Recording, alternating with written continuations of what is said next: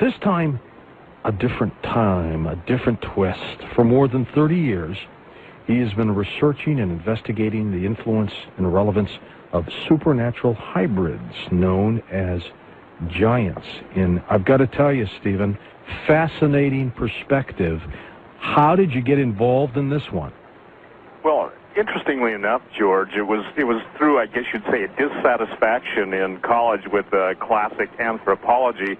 There were too many question marks, and so I started to investigate just the North American accounts of the giant skeletons that were found in the Ohio and Pennsylvania Valley. And I'm talking everything from 10 to 12-foot tall guys found in copper armor. And the more I investigated, I found out it was a worldwide situation where we're talking some really big skeletons, all the way up to 36 feet tall. If we only had basketball then, huh? Well, I can tell you this, when some of these guys, some of the British giants, for instance, one guy specifically, listen to this, a guy by the name of William Joyce in the late 1800s, he could lift a ton dead weight, in other words, 2,000 pounds. And that you're only talking about a guy that was 8 feet tall. So I think the situation that most people find in history is there are too many question marks. And when you're looking at the temples of the world, and you're looking at all of the, what would you say, the answers that are out there that seemingly are, swept under the rug, I think it becomes apparent that for some reason, someone doesn't want the issue of giants brought up, and that's why I spent 3 decades dealing with it.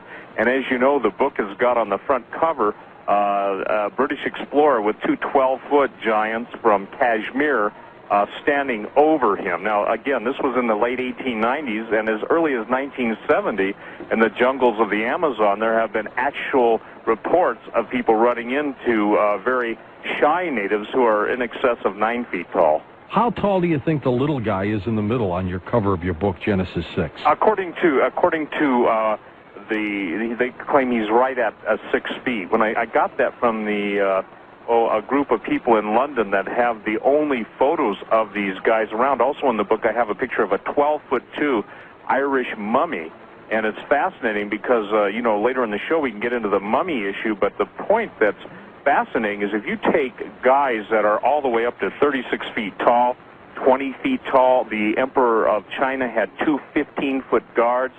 Charlemagne himself was surrounded by rather large individuals. We have a Roman emperor named Maximinius who was a giant himself. His wife's bracelet, George, would fit around his thumb. We're talking about people that are, we're talking about people with big egos, big appetites, and incredible strength. We're not talking about the medical situation that you see sometimes on the History Channel where they show giants as being these guys that don't live very long, obviously like Andre the Giant, who was a wrestler. Right. We're talking about guys with unbelievable strength, unbelievable knowledge, and unbelievable wisdom.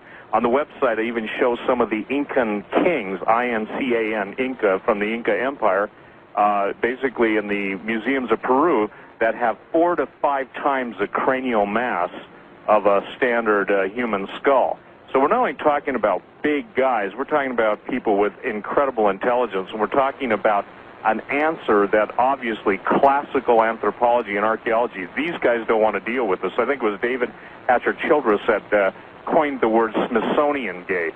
In other words, a cover-up of history that's rather pronounced. And when you begin to dig, as I began digging over 30 years ago, you can find out that the reports of newspapers in America, of newspapers around the world. Interestingly enough, after I did the last show with Art, somebody went on the website and they sent me from Eastern Europe, they've already sponsored I guess you'd say an undertaking to go into some of the caves where they found a whole, basically, cavern of giant skeletons. And in the New Ancient American, which is a magazine that's put out in America, they found the most contemporary find. It's someplace in Desert Southwest, and it actually shows the pictures of the giants, shows the cave, etc. So basically, interestingly enough, too, is that when you look at this, you see that there is a very, very, how should I say, skittish archaeological base out there that doesn't even want to deal with this. Well, do you think, Stephen, that these giants were regular offsprings of people, or that they popped up in a very unusual way, depending on the percent of population at the time? Well, first of all, I believe that the reason I use Genesis 6, let me read this and then I'll comment. All right. Genesis 6, 1, 2, and 6 are kind of interesting because it gets into the whole alien, the whole Nephilim, the whole Zechariah, Sitchin, Anunnaki. But let me read it. It says this, "And it came to pass when men began to multiply on the face of the earth, and daughters were born unto them, that the sons of God saw that the daughters of men, that they were fair, and they took them wives, all of which they chose. There were giants in the earth in those days, and also after that, when the sons of God came in unto the daughters of men, and they bore children unto them, the same became the mighty men which are of old, men of renown." Now, there are two opposing viewpoints on this. During about the 4th century A.D., the Catholic Church basically said, well, no, these were the sons of Seth, and the sons of Seth married the daughters of Cain, and out of good men marrying bad women came giants. We're talking about men, George, that had 6 fingers, 6 toes, and double sets of teeth. Now, that's kind of interesting because all through the digs in North America, especially in Catalina in California, Lompoc, where there's a prison in California, they found red-haired giants 10 to 12 feet tall, double sets of teeth, 6 fingers, 6 toes. You go to South America, and the Mayan god Shambhalum had 6 fingers, 6 toes. And so I believe there is a supernatural element, and then you've got writers who claim that we were created by the aliens, the Anunnaki, and obviously I don't believe that. I believe that all the myths of history center around this one thing, that basically supernatural beings had sex with earth women and produced giants. And it's in the Bible, it's in Genesis 6, Jude 6, 2 Peter, but more than that, and in addition to that, it's all through history. So you believe that these giants are the offspring of fallen angels. Fallen angels from way gone back. Well, from way gone back.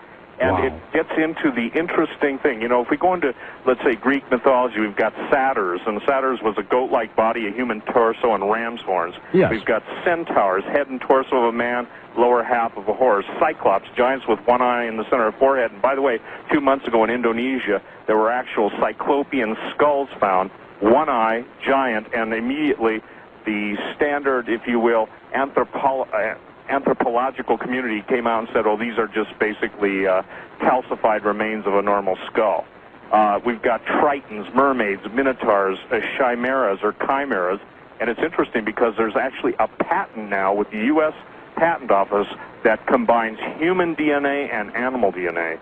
So when we've got a supernatural element inserted into the equation of, in essence, fallen angels even having sex with animals, and by the way, this is ancient Sumerian text, it's ancient Babylonian text. This is something that is through history. It begins to explain a lot of where the myths came from. Let's get into Genesis if we can without the biblical and religious twist to it. Sure, but I'm really talking about it from a historic aspect. Exactly, and let you interpret some of this for us, because it is there for people to read, and you've been able to pull that out when you have written about it in your book. But it is there, and it has gone on since the beginning of time here, hasn't it? It has, and, you know, it's interesting because, again, you know, basically you have from just the Genesis account of these fallen angels having sex with earth women, producing, again, a race of incredible people. You know, everybody's heard of David and Goliath, yes. But what they don't know is that Goliath had, you know, 4 brothers, and these guys all had 6 fingers, 6 toes. There's a guy named Og, O-G, not a hard name to remember, and some scholars place him at 18 feet tall.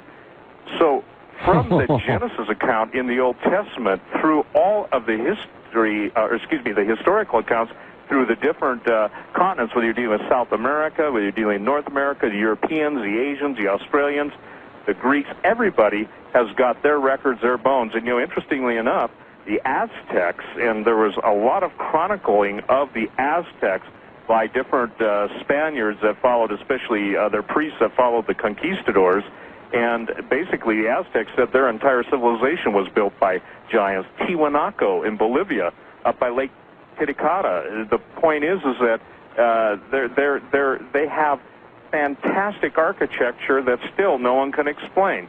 Baalbek, the giant cities of B-A-S-H-A-N, Bashan, which were called the cities of the giants. So I'm talking about a time period when there were some really big guys. And see, in classic Anthropology, classic archaeology, this stuff is basically taboo. They won't deal with it. And it's fascinating because when you go even to 1905 in the Phoenix Gazette, there are actual full front-page stories about a gentleman from the Smithsonian named Kincaid who actually found caverns with giant statuary from Egypt, etc.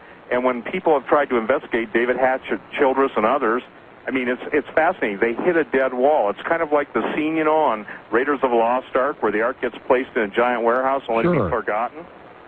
So I think it's time for this stuff to come out, because what I'm concerned about, and again, we can get to that, is the genetic engineering consequences of this. The British Museum a couple of years ago had an interesting article. They said, can Ramses II live again?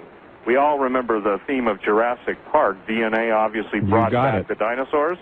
But now we're talking about the possibility of bringing back, you know, long-lost men of renown, and it's fascinating. I believe the Human Genome Project has a lot more, what would they say, the sinister purposes than most people might imagine. Well, why is it taboo for mainstream science to do a good investigation into giants, how they got here, and where they are today? Well, I think primarily because, number one, they don't want to have to deal with the religious issue.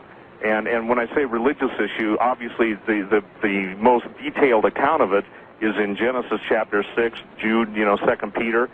There's a lot of places that deal with it in the Old Testament. Second of all, it kind of throws a kink or a chink in their armor as far as just following a, if you will, a chemically determined plan of evolution. They can't account for it. The supernatural aspect of it, I think, really scares them big time. Well, you may be right about that. And let me ask you this, Stephen.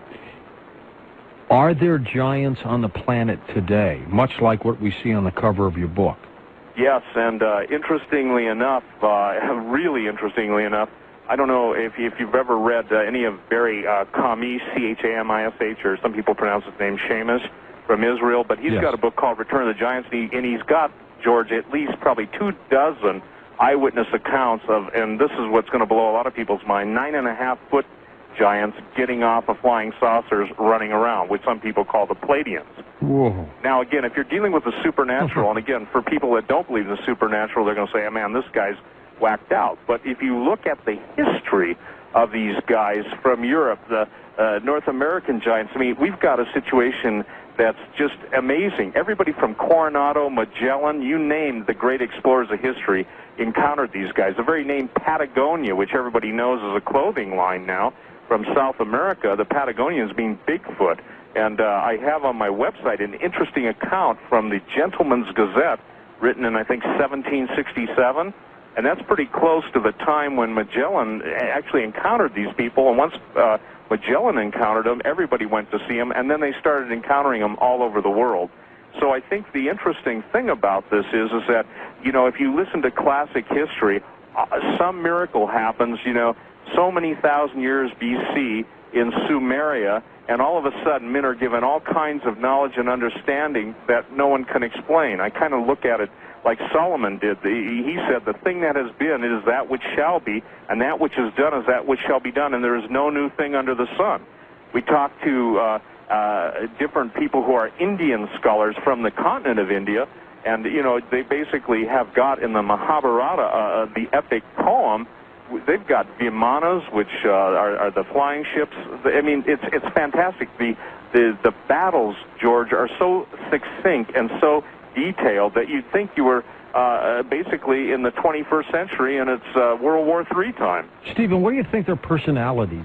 Were they good people? Were they evil? Yeah, very evil. It's interesting because, first of all, they're the ones that introduced cannibalism. You know, as I've studied every continent, and again, in my book, by the way, it's 480 pages, and as you know, George, it's got every account, who documented it, so I think it's above reproach when you're dealing with 15th, 16th, 17th, 18th, 19th century eyewitness accounts that are validated by, you know, second and third witnesses. But their personality was kind of interesting.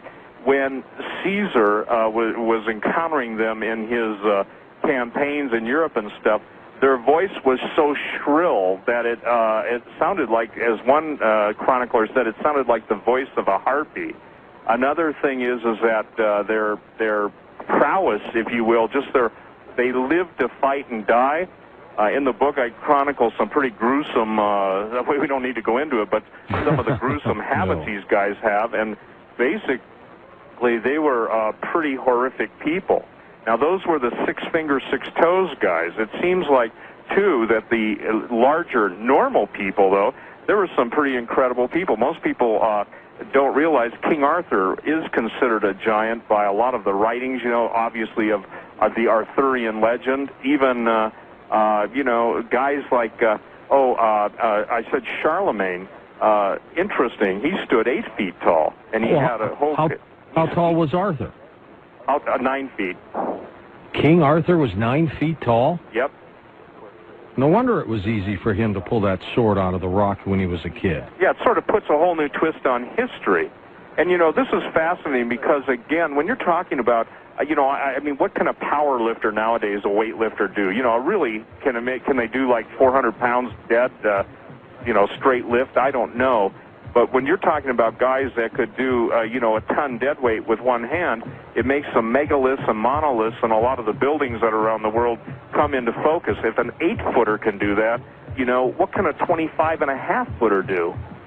We've all heard the story of Adam and Eve. I wonder, is Adam and Eve were actually giants?